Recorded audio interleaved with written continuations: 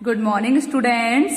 तो आज हम ईवीएस के चैप्टर 13 की एक्सरसाइजेस फिल करेंगे। क्या करेंगे?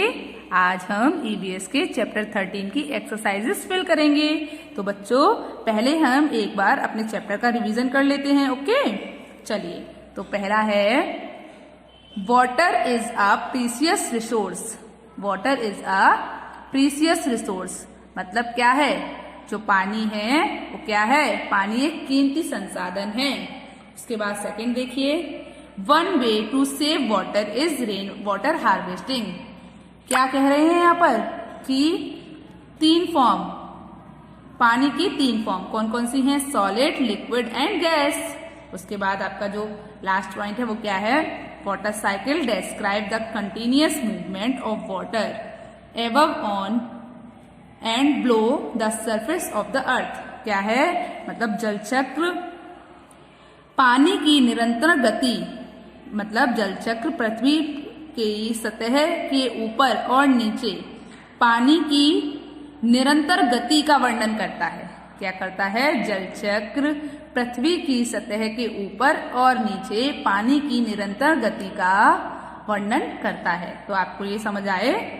तो बच्चों, आपको ये पॉइंट समझ आए? आपको ये समझ में आया कि हमने चैप्टर में क्या पढ़ा था? हमने चैप्टर में रेन वाटर हार्वेस्टिंग के बारे में पढ़ा था और हमने चैप्टर में किसके बारे में पढ़ा था? जल चक्र के बारे में पढ़ा था। चलिए, तो अब हम चैप्टर 13 की एक्सरसाइज फिल करना स्टार्ट करते हैं। ओके, फर्स्ट एक्सरसाइज क्या है बच्चों? मल्टीपल चॉइस क्वेश्चंस मतलब MCQs। Tick the correct option. आपको क्या करना है कि जो भी आंसर इसमें टिक सही है उस पर आपको टिक लगाना है, करेक्ट का ऑप्शन लगाना है, मतलब सही का निशान लगाना है। ओके, तो चलिए देखते हैं। तो जो हमारा फर्स्ट सेंटेंस है वो क्या है बच्चों? देखिए आप, the solid form of water is. The solid form of water is मतलब पानी का ठोस रूप कौन सा होता है? बताइए। वाटर होता है, आइस होता है या फिर वाटर वेपर होता है? बताइए। आइस होता है। कौन सा होता है बच्चों? आइस होता है। पानी का सॉलिड रूप मतलब सॉलिड फॉर्म कौन सी होती है पानी की? आइस। और वाटर लिक्विड में हो गया और वाटर वेपर गैस में हो गया। तो इसीलिए सॉलिड फॉर्म कौन सी होती है? आइस होती है। चलिए, उसके बाद सेकंड देखिए, rain water harvesting is a way to save. Rain water harvesting मतलब वर्षा जल संचयन एक तरीका है टू सेव बचाने का, पृथ्वी को, अर्थ, ट्रीज मतलब पेड़ों को बचाने का, या वाटर मतलब पानी को बचाने का। तो बताइए, रेन वाटर हार्वेस्टिंग किस चीज के लिए तरीका है? आप बताइए मुझे। पानी को बचाने का तरीका है ना? क्योंकि आप रेन वाटर हार्वेस्टिंग क्यों करते हो? पानी को बचाने के लिए करते हो ना? तो rain water harvesting is a way to save water. क्या आएगा यहाँ पर? वाटर। तो इसमें सही आंसर क्या है? वाटर मतलब वर्षा जल संचयन पानी बचाने का एक तरीका है। ओके, चलिए उसके बाद थर्ड नंबर का देखें। तो थर्ड नंबर का क्या है बच्चों? When water is heated it's changes into मतलब जब पानी गर्म हो जाता है तब किस में बदल जाता है? बताइए। वाटर वेपर में, आइस में, नन ऑफ दीज मतलब किसी में भी नहीं। जल वाष्प में बदल जाता है, बर्फ में बदल जाता है, या फिर किसी में भी नहीं बदलता? बताइए, जल्दी बताइए आप। जल वाष्प में बदल जाता है। किस में बदल जाता है? वाटर वेपर में बदल जाता है ना? तो आपको ये वाला एक्सरसाइज समझ आई? एक बार पढ़ लेते हैं। The solid form of water is ice. ठीक है। Second, rain water harvesting is a way to save water. When water is heated it changes into water vapour मतलब जब पानी गर्म हो जाता है तो वह जलवाष्प में बदल जाता है। ओके, चलिए, तो अब हम अपनी अगली एक्सरसाइज देखते हैं। तो सी नंबर की जो हमारी एक्सरसाइज है वो क्या है बच्चों? देखिए आप मुझे। तो सी नंबर की जो एक्सरसाइज है उसमें क्या है? Fill in the blanks with the words given in the box मतलब आपको इस बॉक्स में जो शब्द दिए हैं, जो वर्ड्स दिए हैं, वो आपको इन फिल इन द ब्लैंक्स में फिल करने हैं। ओके, तो पहला शब्द क्या है हमारा, पहला जो सेंटेंस है वो क्या है हमारा, water is a blank resource, मतलब पानी है एक संसाधन। कैसा, rain water harvesting, precious, gas या वाटर साइकिल। तो water is a precious resource, मतलब कीमती संसाधन है, पानी एक कीमती संसाधन है। उसके बाद सेकंड नंबर का सेंटेंस देखिए, one way to save water is, मतलब एक तरीका है पानी बचाने का, पानी बचाने का एक तरीका है, क्या है, रेन वाटर हार्वेस्टिंग, मतलब वर्षा जल संचयन। तो नंबर 2 पर हमने क्या फिल किया, रेन वाटर हार्वेस्टिंग। एक बार फिर से बोलिए, one way to save water is rain water harvesting. चलिए उसके बाद थर्ड नंबर की फिल इन द ब्लैंक्स देखिए, 3 फॉर्म्स ऑफ वाटर, मतलब पानी के 3 रूप हैं, solid, liquid and water cycle या फिर गैस, गैस। तो थर्ड नंबर पर हमने क्या फिल किया, गैस। तो 3 forms of water are solid, liquid and gas.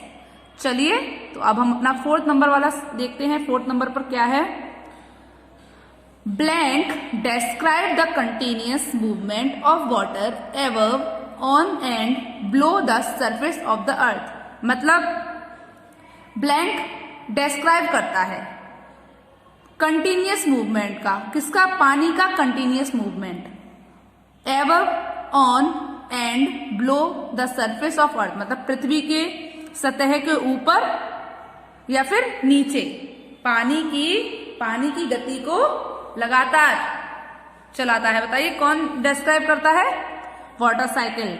Water cycle से तो आपको ये पता चलता है कि पानी की जो गति है वो लगातार चलती रहती है ना। तो इसमें हमने क्या फिल किया बच्चों, वाटर साइकिल।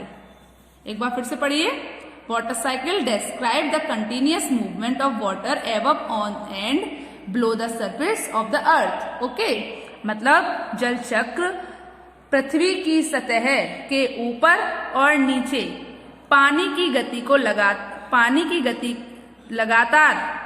लगातार पानी की गति का वर्णन करता है, या फिर निरंतर गति के बारे में बताता है। ओके, किसकी, पानी की। चलिए तो ये बताइए, आपको ये फिल इन द ब्लैंक समझ आए। चलिए एक बार से फिर से सारे सेंटेंसेस को पढ़ लेते हैं। तो फर्स्ट सेंटेंस क्या है, water is precious resource, water is a precious resource, तो हमने इसमें क्या फिल किया है, प्रीसियस। सेकंड सेंटेंस है, one way to save water is rain water harvesting, तो इसमें हमने क्या फिल किया है, rain water harvesting. Third sentence है, 3 forms of water are solid, liquid and gas, इसमें हमने क्या फिल किया है, गैस। फोर्थ सेंटेंस है, water cycle describe the continuous movement of water above, on and below the surface of the earth. तो बच्चों आपको फिल इन द ब्लैंक समझ आए। चलिए तो अब हम अपनी एक्टिविटी वाली एक्सरसाइज देखते हैं। तो एक्टिविटी टाइम की जो एक्सरसाइज है वो हमारी क्या है, बताइए आप मुझे। वो है लेबल द वाटर साइकिल, आपको लेबल बताना है वाटर साइकिल का, ठीक है। तो आपको ये मैं पहले ही दिखा चुकी हूं कि जो जल चक्र होता है वो कैसे चलता रहता है, ठीक है। तो सबसे पहले क्या होती है, सबसे पहले जो हमारी नदियों में पानी बह रहा होता है वो सूरज की गर्मी से गर्म हो जाता है, फिर वो भाप बनकर बादल में उड़ जाता है, मतलब आसमान में उड़ जाता है, ठीक है। अब जब भाप बनकर आसमान में पानी उड़ जाता है तो वो छोटी छोटी बूंदों में बदल जाता है। हवा से ठंडी होकर वो बूंदें क्या होती हैं, एक बड़ा सा बादल बन जाती है। और जब वो बादल बन जाती हैं और वो अपने अंदर उस पानी को रोक नहीं पाती हैं तो वो बारिश बनकर फिर से कहाँ पर आ जाता है, नदियों में, समुद्रों में, झीलों में आ जाता है। फिर से क्या होता है, फिर से पानी सूरज की गर्मी से गर्म होता है, फिर वो भाप बनकर ऊपर चला जाता है, फिर वो वहां पर ठंडा होकर एक बड़े से बादल में बन जाता है, छोटी छोटी बूंदें मिलकर एक बड़ा बादल बन जाती हैं। और फिर से वो बादल क्या करता है, फिर वो पानी को नहीं थाम पाता है और फिर वो बारिश में बदल जाता है। तो ये जो जल चक्र है ये निरंतर चलता रहता है। समझ में आया आपको? चलिए, तो अभी मैं आपको इसके आपकी क्लियर पिक्चर जो है वो भी दिखा देती हूँ। आपको यहाँ समझ में नहीं आ रहा होगा कि मैम ने क्या क्या फिल किया है। तो यहाँ पर हमने फिल किया है रेन और स्नो, क्योंकि यहाँ पे आप देख सकते हैं बारिश हो रही है। यहाँ पर नदी में पानी बह रहा है, मतलब समुद्र में पानी बह रहा है, तो फ्लो वाटर बैक इनटू सी। उसके बाद देखिए यहाँ पर सूरज की गर्मी है, तो सन हीट वाटर, मतलब जो सूरज है वो पानी को गर्म करता है।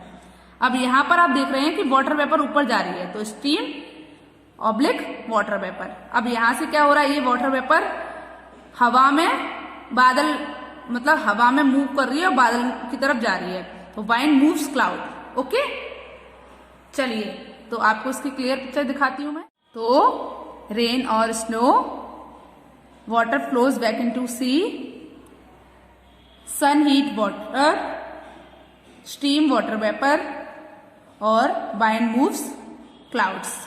तो बच्चों आपको समझ आया? तो बच्चों आज आपको क्या करना है, आज आपको होमवर्क में ईवीएस के चैप्टर की ये सारी एक्सरसाइज अपनी ईवीएस की फेयर नोटबुक में करनी है, और जो आपकी एक्टिविटी टाइम वाली एक्सरसाइज है वो आप बुक में ही कर सकते हो।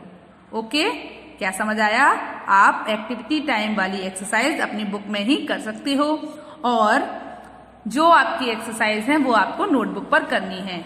आपको नोटबुक पर क्या क्या करना है एक बार मैं आपको फिर से बता देती हूँ, प्लीज ध्यान से सुनिए। आपको एमसीक्यूज नोटबुक पर करने हैं और fill in the blanks notebook पर करनी है, और जो आपकी एक्टिविटी वाली एक्सरसाइज है वो आपको बुक में करनी है। ओके, आपको मेरी बात समझ आई? चलिए, गुड बाय।